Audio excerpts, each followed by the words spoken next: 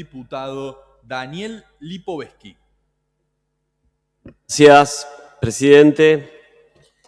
Bueno, hoy estamos tratando dos leyes importantísimas, que son, por supuesto, la ley de presupuesto y la ley tarifaria, la ley fiscal de la provincia de Buenos Aires, las cuales hemos trabajado mucho en el marco de la Comisión de Presupuesto de la Cámara, sobre todo para llegar a este consenso para poder hoy tratar estas leyes tan importantes. Por supuesto que con nuestras diferencias, siempre pensando en cuestiones que por supuesto nos hubieran gustado que estén incluidas en los dos proyectos, que lamentablemente no fueron incluidas, pero siempre pensando que es mejor que estas leyes sean aprobadas, sino que el Estado provincial no cuente con un presupuesto aprobado, como pasó este año, ¿no? Me parece que el primer punto que uno debería tener en consideración es que es el primer ley de presupuesto que podemos tratar en esta Cámara, el primer proyecto, justamente porque la prórroga que le otorgamos al gobernador hasta abril de este año 2020, a principios de este año, justamente en enero, venció y el gobernador nunca envió el proyecto y por lo tanto recién hoy podemos empezar a discutir y tratar en este recinto la ley de presupuesto para el año que viene. Y por supuesto que siempre en el marco de los controles, hoy se hablaba de los controles, se habla de los dibujos, siempre la mejor manera de poder controlar justamente en el rol de oposición que nosotros tenemos que tener, justamente que las leyes estén aprobadas y en ese marco hacerlas cumplir.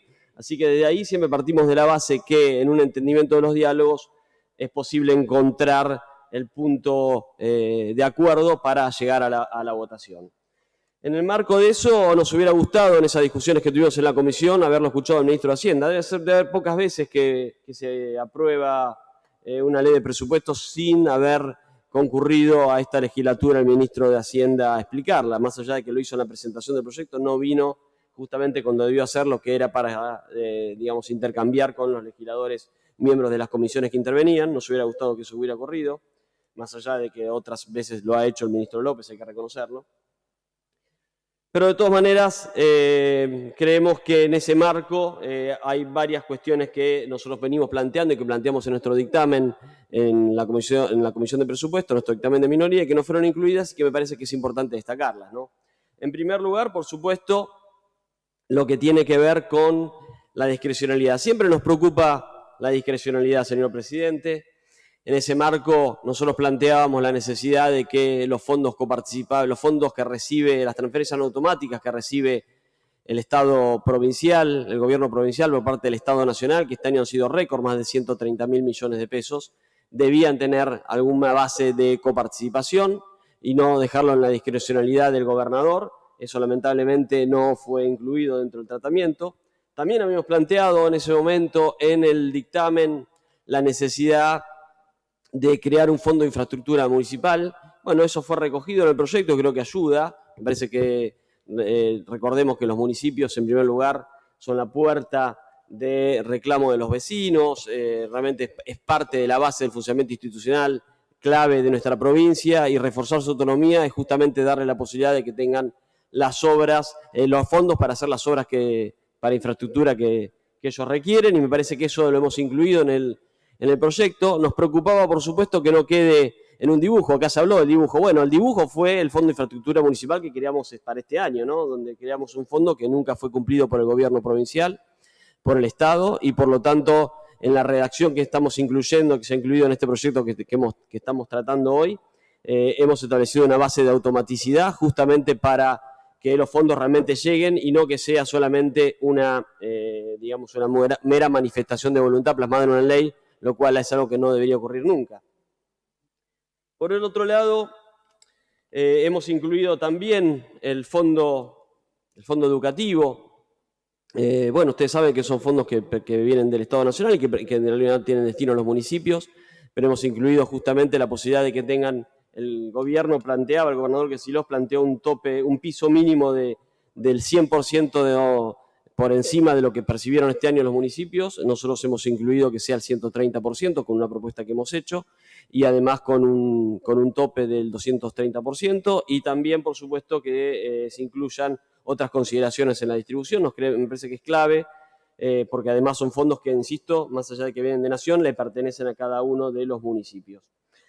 Por el otro lado, señor presidente, En lo que tiene que ver con la ley fiscal, bueno, nosotros creíamos que la ley fiscal para este año no podía, para el 2021, no podía repetir las mismas fórmulas de la ley fiscal que votamos para el año 2020. ¿Por qué? Bueno, porque claramente este año vivimos en pandemia, vivimos un año, una situación extraordinaria que ha implicado que la provincia realmente ha sido muy afectada, sobre todo los bonaerenses, y creíamos que teníamos que pensar justamente en una ley fiscal distinta, donde consideremos a los sectores que realmente han tenido una falta de actividad prácticamente en todo el año, ¿no? Sobre todo los sectores como el turístico, el gastronómico, que ha visto muy afectada su actividad, y un montón de servicios profesionales también, y por lo tanto creíamos que había que incluir en las normativas algunas ayudas fiscales para darle un poco de alguna manera de posibilidad de reactivar. No vemos que sea una ley fiscal de alguna manera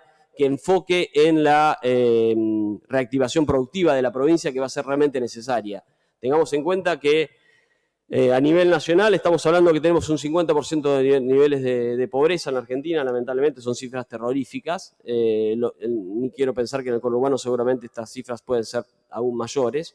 El 50% de los trabajadores hoy formales en la Argentina percibe salarios por debajo de la canasta básica alimentaria. Por lo tanto, la situación social es muy preocupante y desde ahí la generación de empleo es clave. Este año se calcula que hay 3 millones de personas que perdieron su empleo o que buscaron y no lo encontraron. Bueno, estas cuestiones que debieron ser enfocadas en el presupuesto y también en la ley fiscal, realmente no las encontramos.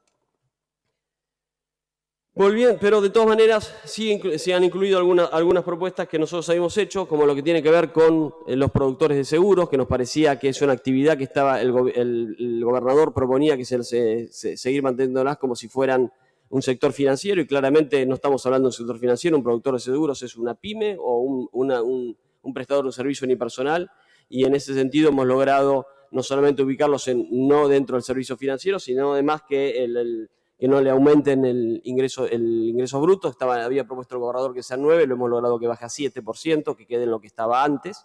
Parece que es una buena ayuda para un sector que también vio afectada su actividad. Por el otro lado,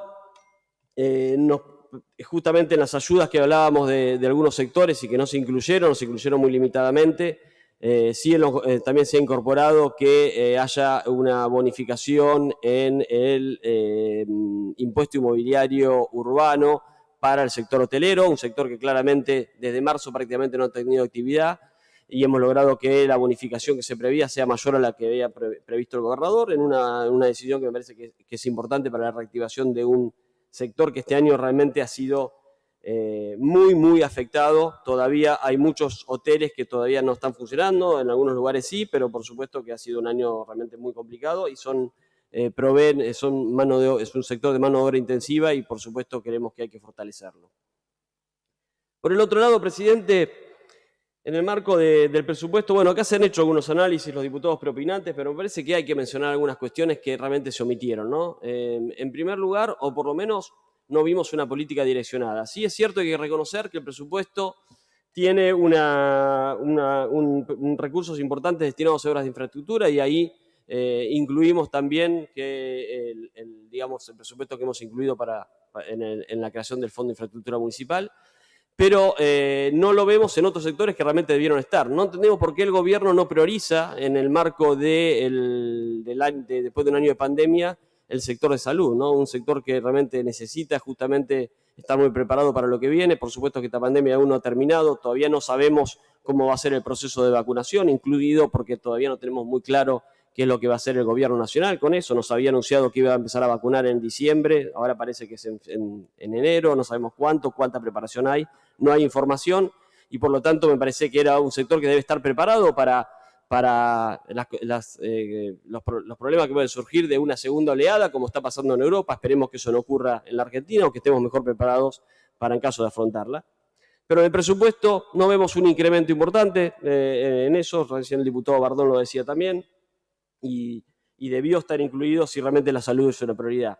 Lo mismo pasa con el tema educativo, ¿no? En el tema de educación, así como este año hemos vivido un año donde no hubo clases presenciales en todas las escuelas bonaerenses, en muchas pudo hacerse virtuales, pero en muchísimas escuelas de la provincia de Buenos Aires no hubo clases, porque por supuesto son escuelas de sectores vulnerables que no tienen acceso a la tecnología. Y no nos tenemos que ir muy lejos, no estoy hablando de escuelas rurales. Podemos salir acá de la legislatura, caminar 40 cuadras, llegar a la zona del Mercadito, en las afueras en Ringuelet, acá en la Ciudad de La Plata, y vamos a encontrar escuelas que no tuvieron clase y sus alumnos no tuvieron, porque por supuesto son alumnos de sectores vulnerables que vienen en barrios de emergencia y por supuesto no tienen acceso a la tecnología, por lo tanto no tuvieron clase en todo el año.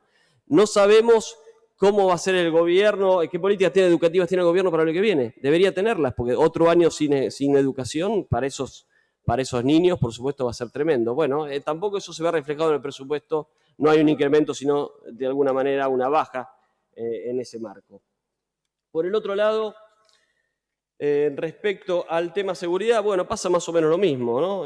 Si uno compara el presupuesto del 2019 y lo actualiza por inflación al 2021, vamos a tener una baja al presupuesto 2019, que es el último aprobado que tenemos, y realmente debería ser una preocupación del gobierno justamente promover una mejora en el tema de seguridad, ¿no? Que es una de las preocupaciones que tienen los bonaerenses. Esto lo sabemos todos cada vez que hablamos con cualquiera de nuestros vecinos, de nuestros pares, digamos, cuando en cualquiera de una recorrida por cualquier barrio de la provincia de Buenos Aires se va a encontrar que una de las mayores preocupaciones es la inseguridad y no vemos hoy en este presupuesto que realmente haya un incremento de recursos para fortalecer esta situación y realmente nos preocupa que así sea. Por el otro lado, presidente, algunos temas que venimos reclamando, vuelvo al tema fiscal, perdone que le di vuelta, porque por supuesto al tratar las dos leyes uno se mezcla, que tiene que ver con algunas cuestiones que hacen a cosas que hemos incluido en el dictamen, como por ejemplo lo que tiene que ver con, y acá también es un reclamo sobre todo, no solamente de un diputado en particular, sino todos los diputados, sobre todo de la 8ª sección electoral de La Plata, que venimos acompañando a los diferentes intendentes en lo que tiene que ver con la tasa de capitalidad. Esto lo venimos reclamando, lo reclamamos en el tema de endeudamiento. Ahí hemos llegado a algún acuerdo para que el Estado provincial cancele las deudas que tiene con los municipios. Se avanzaron en muchas, no se avanzó en la cancelación de la deuda que tiene hoy el Estado nacional, el Estado provincial con el municipio de la Ciudad de La Plata por la tasa de capitalidad, y creo que es un tema que debió ser incluido, debió ser resuelto, no solamente para pagar esa deuda,